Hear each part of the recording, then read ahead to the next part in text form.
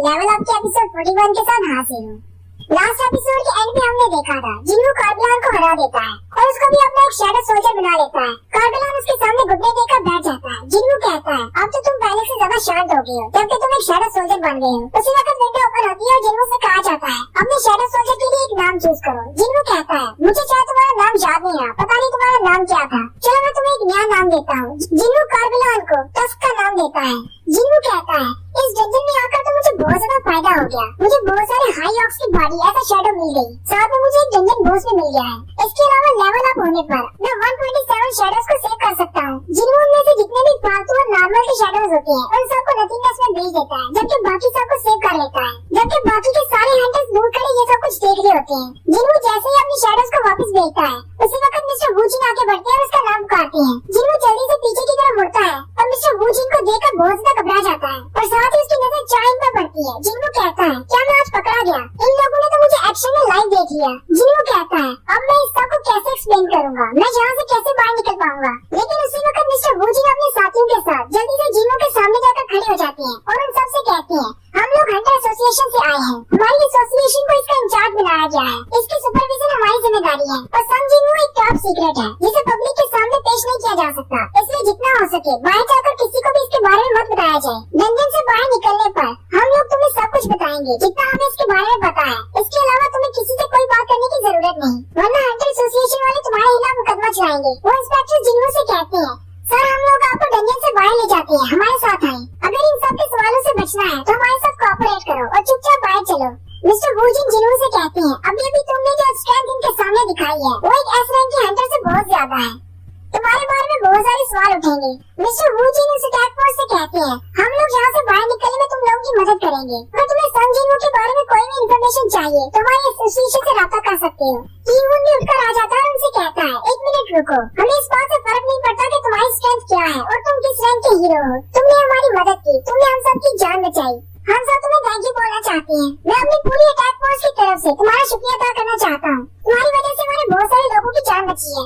जिन्हों आगे बढ़ता है और सीनियर लड़की से कहता है अब जबकि तुम बच चुकी हो अपनी डायरी को अपने पास रख लो और अपने घर वालों को अपनी विल दे देना। वो लड़की शर्माते हुए उससे वो डायरी ले लेती है। फिर वो मॉनिटरिंग डिवीजन वाले जिन्हों को अपने साथ ले जाते हैं। चाइन उन्हें पीछे से रोकना चाहती है लेकिन वहीं पर खामोश हो जाती है। चश्मे वाली लड़की आगे बढ़ती है और चाइन से कहती है तुम ये कुदाल लेकर यहाँ पर क्यों आई हो। चाइन शर्माते हुए उससे कहती है क्या मैं अजीब लग रही हूँ। चश्मे वाली लड़की कहती है किसको अजीब लग रही हूँ। चाइन फिर से शर्मिंदा हो जाती है और शर्माना शुरू कर देती है। नेक्स्ट सीन एक कैफे का होता है जहाँ पर यूजिनहो और जिन्हो दोनों ने मिलने का वादा किया था। यूजिनहो वहाँ पर पहले से मौजूद होता है। यूजिनहो कहता है अभी जिन्हो यहाँ पर आने वाला है, मुझे उससे बात करनी होगी। जिन्हो कहता है आज जिन्हो जो भी फैसला करेगा उससे मेरी किस्मत का फैसला होगा कि मैं अपने गिल्ड का मास्टर बनूंगा या नहीं। थोड़ी ही देर के बाद जिन्हो वहाँ पर आ जाता है। जिन्हो के कपड़े काफी ज्यादा गंदे होते हैं।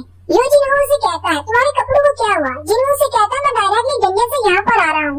ये देखकर जिन्हो हैरान हो जाता है और कहता है तो अभी भी ये डंजन के अंदर जा रहा है। फिर वो दोनों बैठ जाते हैं। जिन्हो उसे सारी की सारी बात बताता है कि अपने पापा के साथ उसकी क्या बात हुई। जिन्हो यूजिनहो से कहता है तो इसका मतलब तुम्हारी कन्वर्सेशन के दौरान वहाँ पर रेड गेट इंसिडेंट का एक बंदा आ गया था और उसने वो सारी बात बता दी कि रेड गेट इंसिडेंट के दौरान क्या हुआ था और मैंने कैसे लोगों को बचाया। जिन्हो से कहता है तो इसका मतलब अब तुम्हें मेरी कोऑपरेशन की जरूरत है ताकि तुम अपने यूजिन गिल्ड के मास्टर बन सको। जिन्हो से कहता है अब मेरी किस्मत का फैसला तुम्हारे डिसीजन पर डिपेंड करता है, मैं तुम पर कोई भी जोर नहीं डालूंगा, तुम जो चाहे वो फैसला कर सकते हो, तुम्हें हमारे गिल्ड को ज्वाइन करना है या नहीं। जिन्हो थोड़ी देर सोचने के बाद जिन्हो का अपना फैसला सुना देता है लेकिन हमें यहाँ पर इस बारे में नहीं बताया जाता कि जिन्हो ने क्या फैसला किया है। नेक्स्ट सीन हंटर्स गिल्ड की बिल्डिंग का होता है जहाँ पर चोईजोंग बैठा होता है। कीवुन चोईजोंग के पास आता है और उसे सारी बात बताता है। चोईजोंग बहुत ज्यादा हैरान हो जाता है और कहता है क्या तुम ठीक कह रही हो, क्या सन जिन्हो वाकई में हमारी रेस में शामिल था, कहीं तुम्हें कोई धोखा तो नहीं हुआ, क्या वाकई में वो कल माइनिंग की टीम के साथ था और आज वो हमारे पोर्टर के तौर पर काम कर रहा था।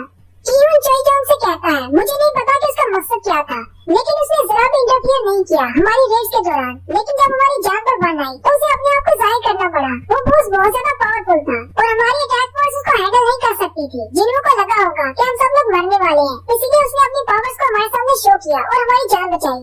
चोईजोंग उसे कहता है व्हाइट टाइगर वाले भी उसकी हेल्प रिसीव कर चुके हैं और अब उसने हमारी भी मदद कर दी, सिचुएशन बहुत ज्यादा बदल चुकी है। चोईजोंग कहता है वो एक असैसिन टाइप हंटर है लेकिन बहुत सारे समन्स क्रीचर्स भी बुला सकता है और उसके पास एक स्पेशल एबिलिटी है कि वो डेड मॉन्स्टर्स को भी अपने लिए शैडो सोल्जर्स बना सकता है। चोईजोंग कहता है ये एबिलिटीज तो हम लोगों ने कंफर्म कर ली है कि ये हम लोग देखी है, लेकिन इसके अलावा उसके पास पता नहीं कौन कौन सी एबिलिटीज होंगी।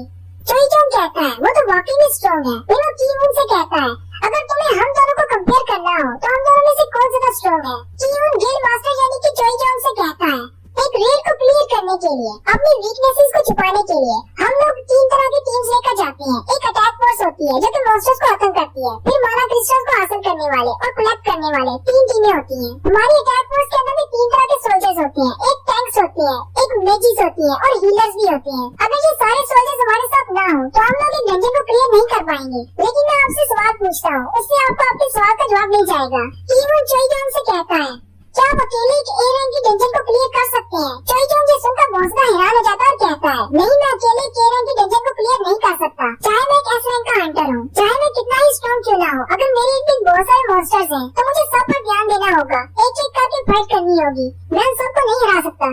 साथ ही चोई चोंग कहता है मुझे लोग अल्टीमेट सोल्जर कहते हैं, अब तो मुझे लगता है कि मैं इस नाम के लायक नहीं हूँ। असल में अल्टीमेट सोल्जर तो जिन्हों है।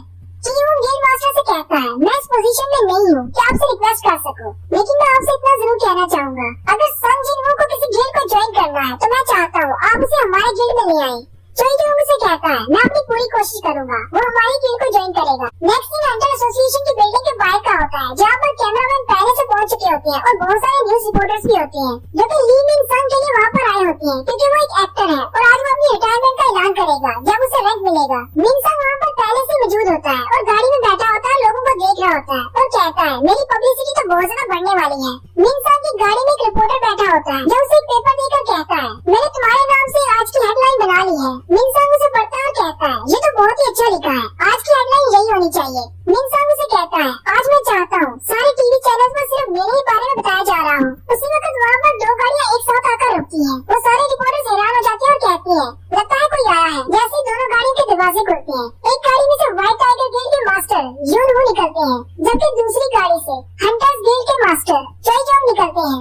यूनहू रिपोर्टर्स की तरफ देखकर कहते हैं आज यहाँ पर इतना ज्यादा रश क्यों है, आज ये रिपोर्टर्स यहाँ पर क्या कर रहे हैं, इनको किसने बुलाया। वो सारे रिपोर्टर्स उनकी पिक्चर्स लेना शुरू कर देते हैं और उनसे सवाल पूछते हैं क्या आप लोग यहाँ पर मिन संग को रिक्रूट करने के लिए आए हैं, आप लोगों को क्या लगता है ली मिन संग का रैंक कौन सा होगा, आप लोगों को इस बारे में क्या कहना है कि वो अपनी शोबिज़ की दुनिया को छोड़कर एक हंटर बनने वाला है। वो रिपोर्टर्स यूनहू से कहते हैं इस बारे में कुछ तो कमेंट करें। यूनहू उनसे कहता है मैं नहीं चाहता कि ली मिन संग कौन है, मुझे और कोई भी कमेंट नहीं करना। यही सवाल वो चोई चोंग से पूछते हैं। चोई चोंग रिपोर्टर्स से कहते हैं अगर तुम लोगों को नहीं पता तो मैं तुम लोगों को बता दूं, मिन संग ने पहले रीपर गिल्ड के साथ एक कॉन्ट्रैक्ट कर दिया हुआ है और हम लोग यहाँ पर मिन संग के लिए नहीं आए। ये बात सुनते ही वो सारे रिपोर्टर्स बहुत ज्यादा डिसअपॉइंटेड हो जाते हैं और कहते हैं हमें तो लगा था कि एक बड़ी खबर बनने वाली है।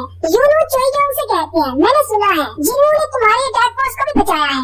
चोई चोंग यूनहू से कहते हैं लेकिन हमारी अटैक फोर्स डंजन से जिंदा बाहर आई, तुम लोगों ने तो अपने बहुत सारे लोगों को खो दिया था। ये बात सुनकर यूनहू बहुत ज्यादा गुस्सा हो जाती है। यूनहू से कहते हैं चाहे जो भी हो हम दोनों ने उससे मदद ली है और वो वाकई में बहुत ज्यादा पावरफुल है। चोई चोंग से कहता है हाँ तुम बिल्कुल ठीक कह रहे हो, अगर वो उस दिन हमारी मदद नहीं करता हमारी अटैक फोर्स मुकम्मल तौर पर वाइप आउट हो जाती और यहीं पर वो दोनों आपस में लड़ना शुरू कर देते हैं। चोई चोंग कहता है उसे मेरे गिल्ड में होना चाहिए, मैं उसे अपने गिल्ड में लेने के लिए आया हूँ। यूनहू से कहता है उस रेड गिल्ड के वाकया में मेरे बहुत सारे हंटर्स मारे गए, मेरे गिल्ड को इस हंटर की बहुत ज्यादा जरूरत है। तुम्हारे पास तो पहले से ही 2 एस रैंक के हंटर्स हैं। वो दोनों अभी वहीं पर बातों में फाइट कर रहे होते हैं कि वहीं पर रीपर गिल्ड के मास्टर भी आ जाते हैं जो कि एक एस रैंक के हंटर है, उसका नाम लिम टाई है। लिम टाई उन दोनों से कहता है तुम दोनों यहाँ पर किस बारे में फाइट कर रहे हो, कहीं तुम लोग मिन संग को लेकर फाइट तो नहीं कर रहे। उसकी बात सुनकर वो दोनों गुस्सा हो जाते हैं और कहते हैं अपनी बकवास बंद करो, हमें तुम्हारे ली मिन विंग्स या जो भी उसका नाम है हमें उससे क्या लेना देना। लिम टाई उनको इस तरह बात करते हुए देखकर हैरान हो जाता है और कहता है आखिर इन दोनों का मसला क्या है। मिन संग भी खिड़की का शीशा हटाकर देख रहा होता है और कहता है कोरिया के 2 टॉप गिल्ड के मास्टर भी मेरे लिए फाइट कर रहे हैं, लगता है वो भी मुझे अपने गिल्ड में लेना चाहते हैं। ड्राइवर मिन संग से कहता है हम लोग तैयार हैं, चलो पहले जाकर इंटरव्यूज देते हैं। साथ ही मिन संग गाड़ी से उतरकर नीचे आ जाता है। कैमरा वाले जल्दी से उसकी फोटोज लेना शुरू कर देते हैं और उसी वक्त जिन्हों की एंट्री होती है। जिन्हों भी वहाँ पर आ जाता है लेकिन जिन्हों को कोई भी नहीं जानता। जिन्हों कहता है आज यहाँ पर हो क्या रहा है, आज इतने ज्यादा रिपोर्टर क्यों है। जिन्हों कहता है कहीं ये सारे रिपोर्टर्स मेरी वजह से तो नहीं आए, क्या इनको पता चल गया है कि मुझे एस रैंक मिलने वाला है। लेकिन साथ ही वो कहता है ये तो मेरी तरफ ध्यान ही नहीं दे रहे, शायद इन्हें मेरे बारे में पता नहीं। अगर ये सारे इसी तरह मेरे सामने खड़े रहे तो मैं तो टाइम पर एसोसिएशन बिल्डिंग में दाखिल नहीं हो पाऊंगा। जिन्हों उन सारे लोगों के बीच में से रास्ता बनाते हुए आगे की तरफ चलना शुरू करता है। वहीं पर मिन संग का सिक्योरिटी गार्ड खड़ा होता है जो कि जिन्हों को वहीं पर रोक लेता है और कहता है तुम अंदर नहीं जा सकते, अगर तुम एसोसिएशन के वर्कर नहीं हो तो तुम यहाँ से अंदर नहीं जा सकते। उससे कहता है लेकिन मुझे अंदर जाना है, आज मेरी अपॉइंटमेंट है। सिक्योरिटी गार्ड जिन्नू से कहता है तुम आज अंदर नहीं जा सकते, जहाँ से आए हो वहीं पर वापस चले जाओ। मिन संग भी इसकी तरफ देख रहा होता है और कहता है आए जो पागल लड़का है कौन, क्यों तंग कर रहा है, इसको यहाँ से जल्दी से भगाना चाहिए, मेरी सारी पेन का कचरा कर रहा है। सिक्योरिटी गार्ड चिल्लाकर जिन्नू से कहता है मैंने तुमसे कहा ना यहाँ से दफा हो जाओ, तुम यहाँ से अंदर नहीं जा सकते। उसी वक्त चेयरमैन गोगानी अंदर से बाहर आती है और सिक्योरिटी गार्ड से कहती है तुम्हें किसने परमिशन दी इस लड़के को यहाँ से वापस भेजने की। चेयरमैन गोगानी उससे कहती है ये लड़का मेरा गेस्ट है और जो मेरे साथ ही अंदर जाएगा। और चेयरमैन जिन्नू को अपने साथ अंदर ले जाते हैं। सारे रिपोर्टर्स भी जो देखकर बहुत ज्यादा हैरान हो जाते हैं और कहते हैं आए वो लड़का था कौन जिसे चेयरमैन गोगानी खुद बाहर लेने के लिए आए। वो सारे आपस में यही बातें कर रहे होते हैं आए वो लड़का है कौन। जबकि ली मिन संग बहुत ज्यादा गुस्सा होता है और कहता है आए जो बेकार लड़का था कौन, इसने तो मेरे सारे मूड को खराब कर दिया, अब पता नहीं मैं सारे रिपोर्टर्स को कैसे संभालूंगा। और यही पर हमारी एपिसोड 41 का एंड होता है। एक्सप्लेनेशन अच्छी लगी हो तो कमेंट करके जरूर बताएं। चैनल को सब्सक्राइब कर दें, वीडियो को लाइक और शेयर कर दें। शुक्रिया।